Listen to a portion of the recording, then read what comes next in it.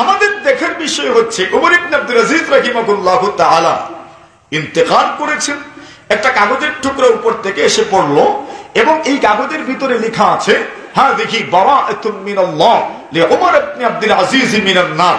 এরপরে একটা টিকা লেখা আছে, নির্দেশনা লেখা আছে, ফাআদখিলুহা ফি কাফানিহি ওয়া দাফানুহু বিহা। এই কাগজের মধ্যে লেখা ওমর ইবনে আব্দুল আজিজ আল্লাহ পাকের পক্ষ থেকে জাহান্নাম থেকে মুক্তির পরোয়ানা লিখে দেওয়া হলো। আল্লাহর বান্দারা রে, ওমর ইবনে আব্দুল আজিজের কাফনের ভিতরে ওই কাগজের টুকরা ঢোকা দিও। ওমর ইবনে আব্দুল আজিজকে যে কাফন দেওয়া হয়েছে ওই কাফনের ভিতরে এই কাগজের টুকরাটা দিয়ে দেওয়া হয়। আল্লাহ রাব্বুল আলামিন কিয়ামতের কঠিন ময়দানে যখন ওমর ইবনে আব্দুল আজিজকে তার সামনে ডেকে নেবেন, আল্লাহ রাসূল সাল্লাল্লাহু আলাইহি ওয়াসাল্লাম পয়গম্বর আলাইহিস সালাতু ওয়াস সালাম বলেন, কিয়ামতের কঠিন ময়দানে আল্লাহ পরমার্দিগারে আলম কত মানুষকে যে কত বাহানায় মাফ করে দিবেন, মানুষের হিসাব করতে পারবে না, মানুষ গুনে গুনে শেষ করতে পারবে না। এই দুনিয়ার কত মানুষ কত জীবনে কত ভালো ভালো আমল করেছে, এই আমলগুলোর ওসিলায় আল্লাহ পাক তার জীবনটা সব কিছু সুন্দর করে দিবেন, পরকালটাও আল্লাহ পাক তার জন্য সুন্দর করে দিবেন। ওমর ইবনে আব্দুল আজিজ এই কাগজটা সামনে আসার পরে খোলার পরে দেখা যায় নির্দেশনা দেয়া আছে, আদখিলুহা ফি কাফানিহি।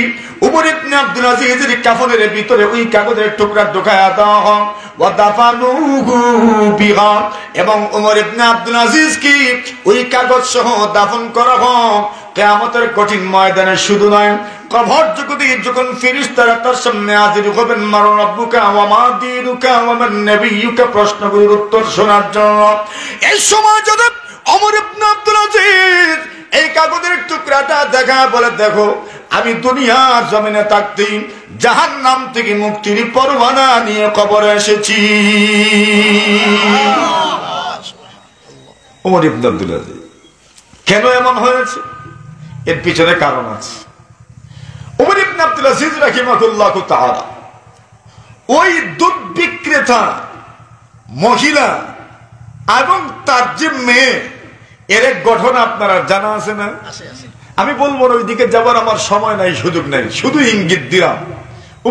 ওমর রাদিয়াল্লাহু তাআলা আনহুর যুগে আদেশ করেছিলেন দুধের মধ্যে পানি মিশানো যাবে না। এই আদেশ তো মনে আছে? শুধু ওই যুগে ছিল না, এখনো বর্তমানে দুধে তো মানুষ এখন পানি মিশাই না, দুধে পানি মিশায় না, পানিতে দুধ দেয়। তো দুধে পানি মিশাও আর পানিতে দুধ দো, বাড়বে তো কোনটা? দুধই তো বাড়ে, পানি তো আর বাড়ে না। বাদশাহ হারুন রশিদ একদিন তার উজিরদেরকে বলেছিলেন, রে এক কাজ করো, আমার বাড়ির সামনে যে একটা পুকুর আছে, এই পুকুরটা ফজর হওয়ার আগে আগে যেন দুধ দিয়ে ভরা হয়। সকলকে বলা হয়েছে প্রত্যেকে দুধ নিয়ে আস।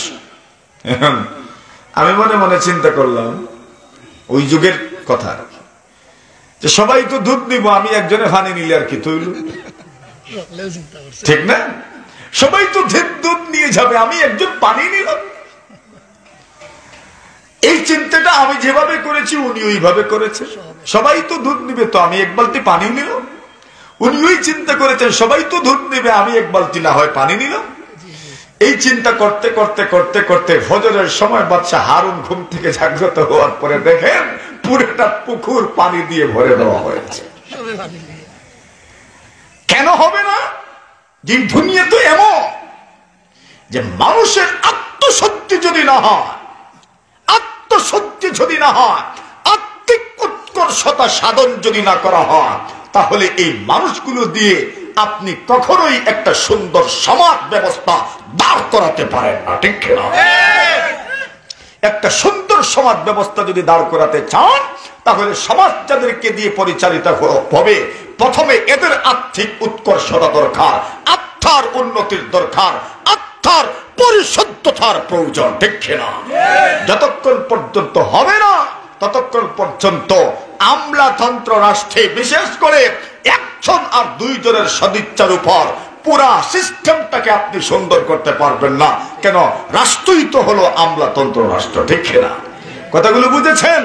একজন আর দুইজনের সদিচ্ছার উপর নির্ভর করে না। যতক্ষণ না আপনি গাঁঠে গাঁঠে প্রত্যেকটা জায়গায় জায়গায় সেক্টরে সেক্টরে যেই সমস্ত দায়িত্বশীল আছেন, যতক্ষণ পর্যন্ত এদের মধ্যে আমানতদারি আর নৈতিকতা না আসবে, ততক্ষণ পর্যন্ত আপনি সমাজ ব্যবস্থাকে পরিবর্তন করবেন এটা স্বপ্নেও ভাবা যাবে না। আমার ভাইয়েরা, উমর ইবনে আব্দুল আজিজ রাহিমাহুল্লাহ তাআলা এই সিস্টেমের মধ্যেই, সিস্টেমটা তো কিন্তু আগ থেকেই চলে আসছে। হযরত রাসূল করিম সাল্লাল্লাহু আলাইহি ওয়াসাল্লাম ওমর ইবনুল খাত্তাব অর্ডার করলেন, দুধের মধ্যে পানি মিশাও না। যদি সংবাদ আসে, যদি মামলা আসে, যদি কোনো কেস আসে যে কেউ দুধের মধ্যে পানি মিশিয়েছে, তাহলে কঠিন শাস্তির সম্মুখীন তাকে হতে হবে। এমন একটা অর্ডারের পরে আবার উমরের জমানা, কারো সাহস আছে? হ্যাঁ, জমানাটা কার? হযরত ওমর রাদিয়াল্লাহু তাআলা আনহু। এমন এক মহামানব, লৌহ মানব, যার ব্যাপারে দুনিয়ার অমুসলিমরা পর্যন্ত স্বীকারোক্তি দিতে বাধ্য হয়েছে। ওমর ইবনুল খাত্তাব পুরা দুনিয়া, পুরা পৃথিবীর মধ্যে শাসন ব্যবস্থার যে থিওরি মানুষের সামনে পেশ করে গেছেন, যদি আগামী বিশ্ব, যদি আধুনিক বিশ্ব, যদি আধুনিক ইউরোপ যদি সেই আদর্শকে লালন করতে পারে, পুরো দুনিয়া শান্তি প্রতিষ্ঠিত হয়ে যায়। আমরা তো মনে করি এগুলো কিছু সবচেয়ে গরম খলিফা, খোলাফায়ে রাশিদিনের সবচেয়ে গরম খলিফা ওমর ইবনুল খাত্তাব বলেন, দুধের মধ্যে পানি মিশায় না, দুধের মধ্যে পানি মিশায় না। মা এবং মেয়ে ফজরের সময় মা মেয়েকে ডেকে বলেন, মা গো দুধের মধ্যে পানি মিশাও। মেয়ে বলে, মা হযরত ওমর কড়াভাবে নিষেধ করে দিয়েছেন, দুধের মধ্যে পানি মিশানো যাবে না। যদি কেউ দুধের মধ্যে পানি মিশায়, কঠিন শাস্তির সম্মুখীন তাকে হতে হবে। আমার এই ক্ষমতাও নাই, সাহসও নাই, হিম্মতও নাই যে আমি দুধের মধ্যে পানি মিশাই। মেয়ে বলে, মা বলে পানি মিশাও। মেয়ে বলে, দুধের মধ্যে আমি পানি মিশাবো না। ওমা বিচারের কাজ করার ছুঁয়ে আমাকে দাঁড় করা হয়, তাহলে আমি কি জবাব দেব? আল্লাহর বান্দি বলেন, অক্ষমা আমার তো আর আমাকে দেখছে না, তুমি যদি দুধের মধ্যে পানি মিশাও, ওমর তো তোমাকেও দেখবেন না, আমাকেও দেখবেন না। অগমা অন্ধকার রাত্রে কেউ তো দেখবে না, দুধের মধ্যে পানি মিশায় দাও। আল্লাহর নবীর সাহাবী ওমর শুধু শুধু আদেশ জারি করেছেন এমন নয়, আল্লাহর নবীর সাহাবী হযরত ওমর রাদিয়াল্লাহু তাআলা আনহু পুরা মদিনাতুল মুনাওয়ারার মধ্যে ঘোরাফেরা করতেন, মানুষের অবস্থা জানার জন্য, প্রজাদের অবস্থা জানার জন্য। আল্লাহর নবীর সাহাবী ওমর মা এবং মেয়ের কথোপকথন শুনছেন, বাহির থেকে কান পাতায় শুনছেন। মা বলছেন দুধে পানি দাও, মেয়ে বলে গো ওমর বলেছেন দুধে পানি মিশানো যাবে না, এটা স্পষ্ট তো দুঃখা। আর আল্লাহর নবীজিও বলে গেছেন, মান গাশশা ফালাইসা মিন্না, কেউ যদি দুঃখা দেয় আল্লাহ রাসূল বলেন আমার উম্মতের অন্তর্ভুক্তই হতে পারে না। এই জন্য কমপক্ষে আমি দুধের মধ্যে পানি মিশাতে পারি না। আল্লাহর বান্দা আমার বলেন, আমি শেষ তার অপেক্ষা করছিলাম, শেষমেশ কি হয়। আল্লাহর বান্দি বলেন, ওগো মা ওমর তো দেখবেন না। আল্লাহর বান্দি মেয়ে বলে, ওগো মা আমার হযরত ওমর যদিও দেখবেন না, কিন্তু ওমরকেও যিনি সৃষ্টি করেছেন, আমাকেও যিনি সৃষ্টি করেছেন, আপনাকেও যিনি সৃষ্টি করেছেন, আসমান জমিন তারা চাঁদ এবং সূর্য যিনি সৃষ্টি করেছেন, সেই মহান আল্লাহর চোখকে তো কখনোই ফাঁকি দেওয়া যাবে না। যাবে না। ওমর মনে মনে ভাবলেন, একদিকে মা একদিকে মেয়ে। মা বলছে পানি মিশিয়ে দাও, মেয়ে বলছে না মিশানো যাবে না। মা বললেন ওমর তো দেখবেন না, মেয়ে বলে ওমর না দেখলে কি আল্লাহ তো দেখছে। সুবহানাল্লাহ বলেন। এই অনুভূতিটা আসেনি গুনাহ করার সময় আল্লাহ দেখছেন, জুড়ে কোন আল্লাহ দেখছেন, এই অনুভূতিটা আসেনি মাঝে মাঝে? আমাদের তো কম আসে। এই দুনিয়াতে বহু আল্লাহর ওলিরা আছেন যাদের আসে, কিন্তু আমার মতো কত আছি নরাধম, এই অনুভূতিটাই আসে না যে আল্লাহ দেখছে। আল্লাহর নবী সাহাবে ওমর বলেন, আমি চুপি সরে আমার চলে গেলাম।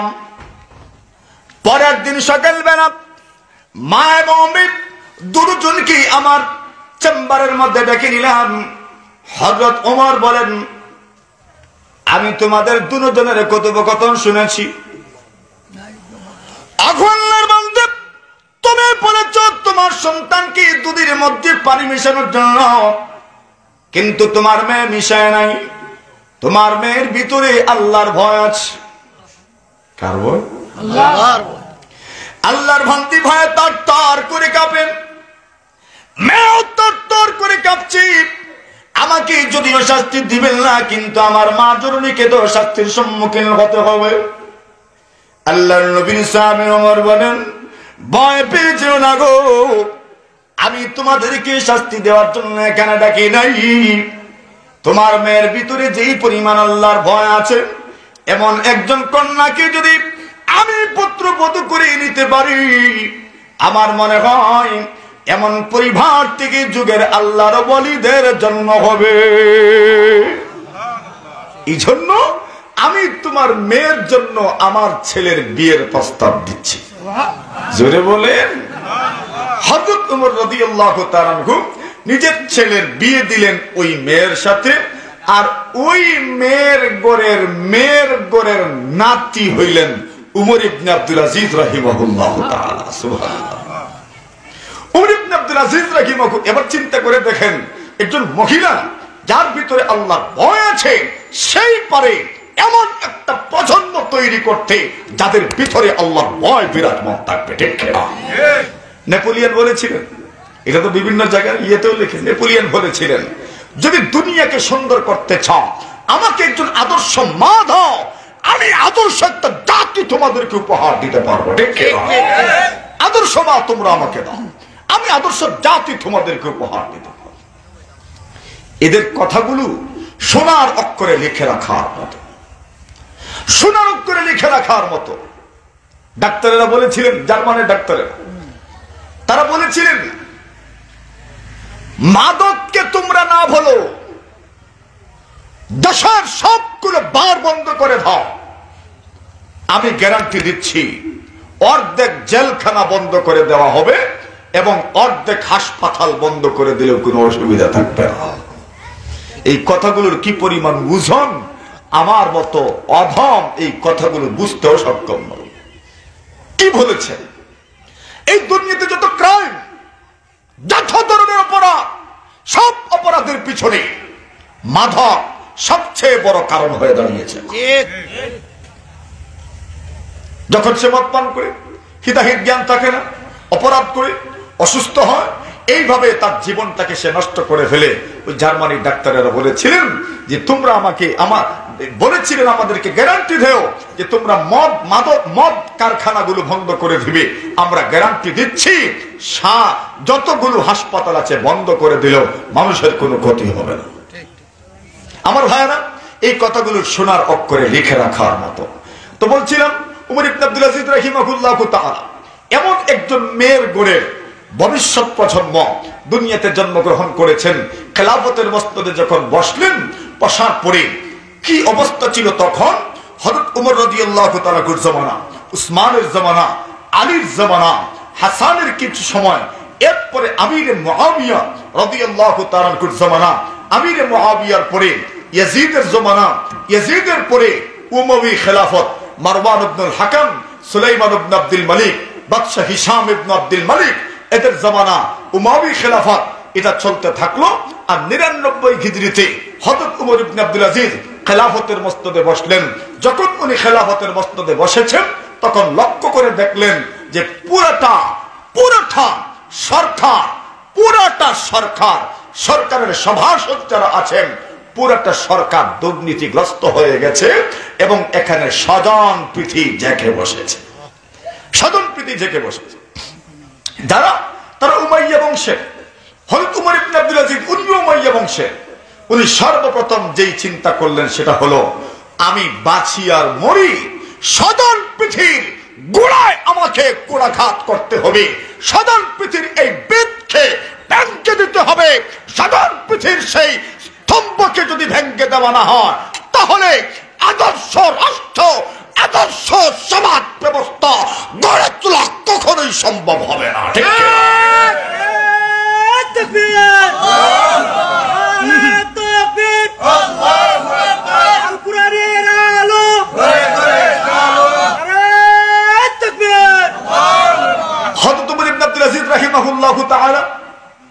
যদি মানুষের যোগ্যতা থাকে, সে আপনজন হোক, অবশ্যই তাকে পদায়ন করা হোক।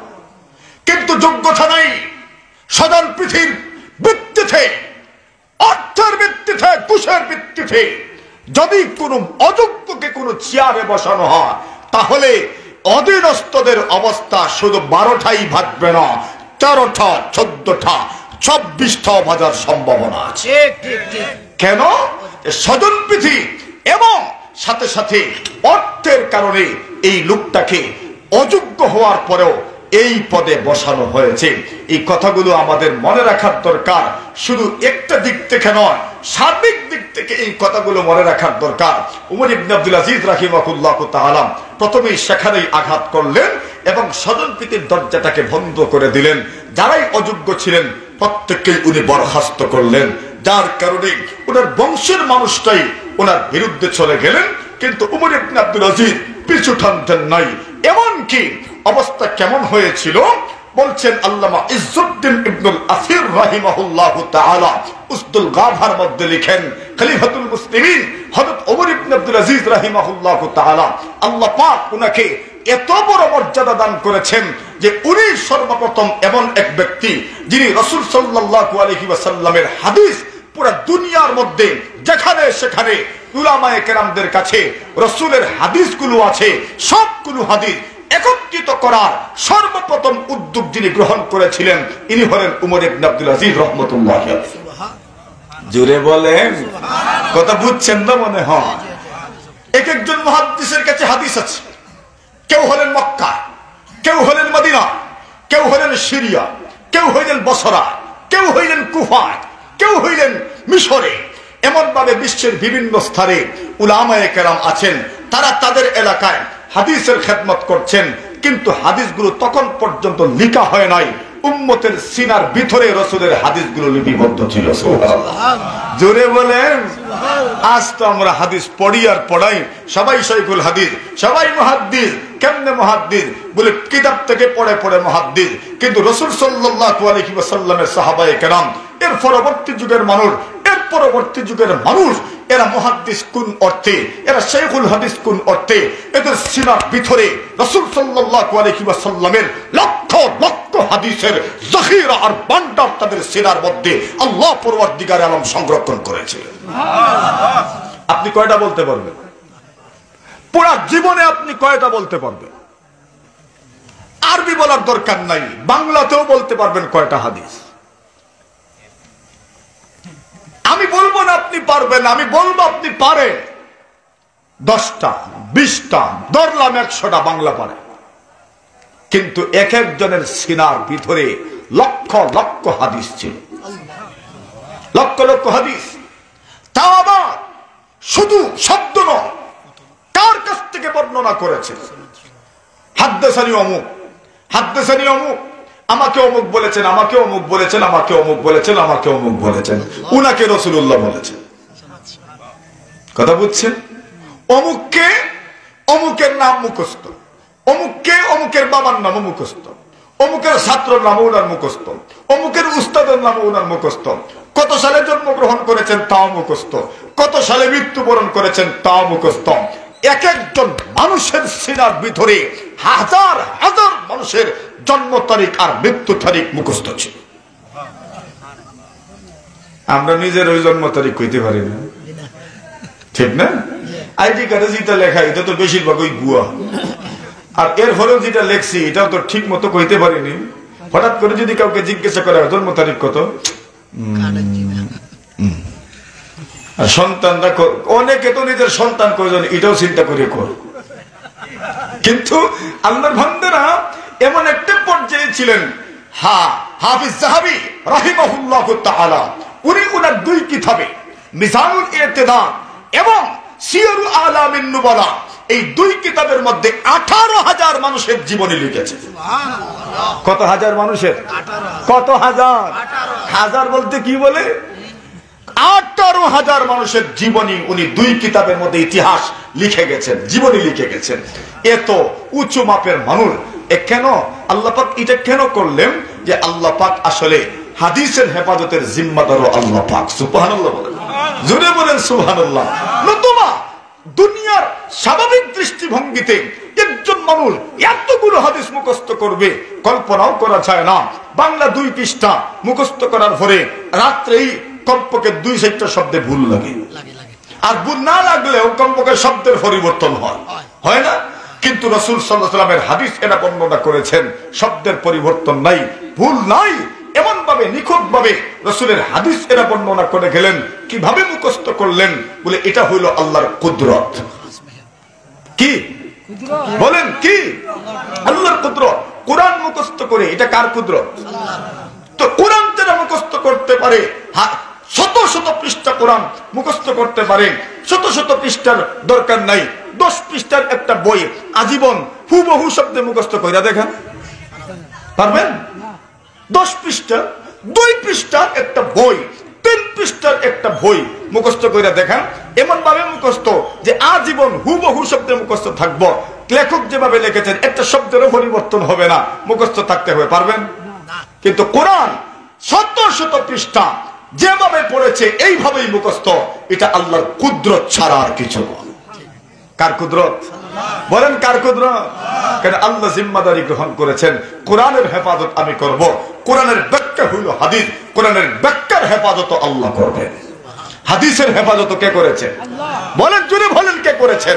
আল্লাহ হাদিসের হেফাজত করেছেন। উমর ইবনে আব্দুল আজিজ তখন মদিনাতুল মুনাওয়ারার গভর্নর আবু বকর ইবনে হাজম রাহিমাহুল্লাহু তাআলার কাছে চিঠি লিখলেন, ও আবু বকর ইবনে হাজম, একটা কাজ করেন, আপনি মদিনাতুল মুনাওয়ারায় যে সমস্ত মুহাদ্দিসদের কাছে রাসূলের হাদিস আছে, এই হাদিসগুলো আপনি লিপিবদ্ধ করে আমার কাছে পাঠান।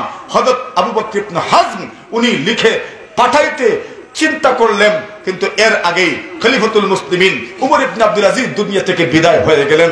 যে কথাটি আমি বলছিলাম, আল্লাহ পাক উনাকে এত বড় মর্যাদা দান করেছিলেন।